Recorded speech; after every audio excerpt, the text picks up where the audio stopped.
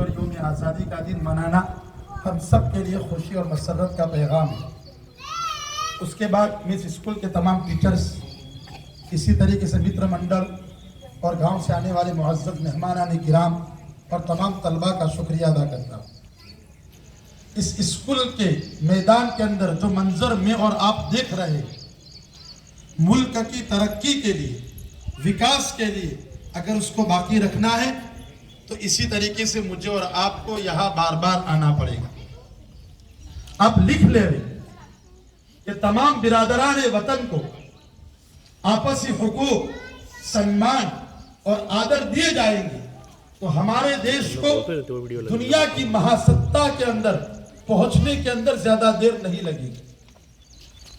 लेकिन आज हो ये रहा है कि कौमी यकजहती और एकतापन हमसे छीना जा रहा है। इसी आजादी को लड़ने के लिए हम बिरादरान वतन ने 190 साल कुर्बानी दी है। मैं हिस्ट्री का एक तालिब इल्म हूं, इतिहास मेरा सब्जेक्ट है। हर रेफरेंस के साथ, प्रूफ के साथ मैं आपके सामने हर बात को पेश करने की जसारत और जुर्रत कर रहा हूं। यह हमारा देश 1757 से चला था, आजादी की चळवळ जो 1947 में पूरी हुई।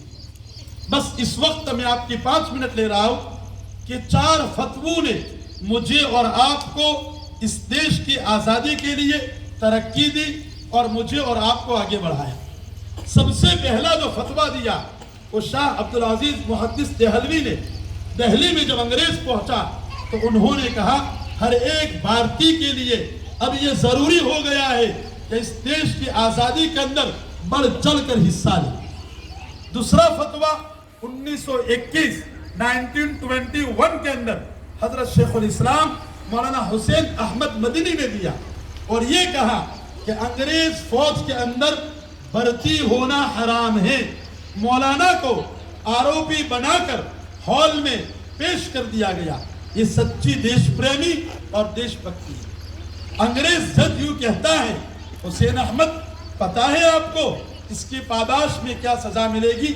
मौलाना ने अपने गर्दन से थैली निकाली और उसमें से कफन निकल कर यूं फेंका। कहा मुझे पता था, इसीलिए देवबंद से कफन साथ में लेकर आया। ये है देश की सच्ची और हकीकत भक्ति और देश प्रेमी। तीसरा फतवा 1928 के अंदर जिस वक्त हमारे वल्लभ भाई पटेल को बारडोली वासियों ने बुलाया और उनकी जमीनों को अंग्रेज ने जब्त की थी, उस वक्त एक फतवा हमारे यहाँ डाबेल से निकला था। आज इसी यूनिवर्सिटी को 121 साल पूरे हो रहे हैं और आज भी वो फतवा सौराज आश्रम के अंदर लिखा हुआ मौजूद है। पाटीदार समाज ने उनका आवभक्त किया था, स्वागत किया था और उन्हीं ने ही, बारडोली वासियों ने ही सरदार वल्लभ भाई को सरदार का बिरुद दिया था। और चौथा फतवा जो साहिब ने भी बात की दांडी कूच की, तो महात्मा गांधी जिस वक्त अहमदाबाद से निकलकर यहाँ दामन के अंदर रात वासा गुजारा था, उस वक्त इस डाबेल के स्टूडेंट्स ने और मौलवियों ने महात्मा गांधी जी की मुलाकात ली थी। तो महात्मा गांधी जी ने एक सवाल किया था कि आपके मैसेंजर मोहम्मद सल्लल्लाहु अलैहि वसल्लम ने भी सॉल्ट और नमक के ऊपर टैक्स लगाने की रोक लगाई। तो उन मौलवियों ने कहा कि हाँ। गांधी जी ने कहा मुझे रेफरेंस चाहिए। तो रातों रात उन मौलवियों ने रेफरेंस दिए। दूसरे दिन की दुधिया तलाव नवसारी में जाहिर सभा हुई और ये मैं अपनी बात नहीं कह रहा हूं, गुजरात सरकार ने एक बुक छापी है, उसके 254 नंबर से लेकर 256 नंबर तक आप इस इतिहास को पढ़ सकते हैं। गांधी जी ने कहा था कि मुझे इन मौलवियों की चळवळ ने और उनकी ताकत ने और ताकत दी है, मैं इसको और जोरों के साथ लड़ूंगा। तो इस वतन को बनाने के लिए, इस वतन को बचाने के लिए मैंने और आपने और हर बिरादर वतन ने उसके अंदर अपने खून की नदियां बहाई है। तो दोस्तों बात यही है कि खुशी का दिन है, मसरत का पैगाम है। हम सबको साथ मिलकर इस आज़ादी के दिन को और उस खुशी को मनाना है।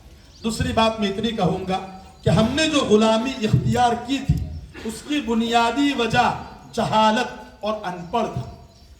हमारे लोग अनपढ़ थे, जाहिल थे, लिखना पढ़ना नहीं जानते थे, इसलिए अंग्रेजों ने उनको गुलाम बनाया था।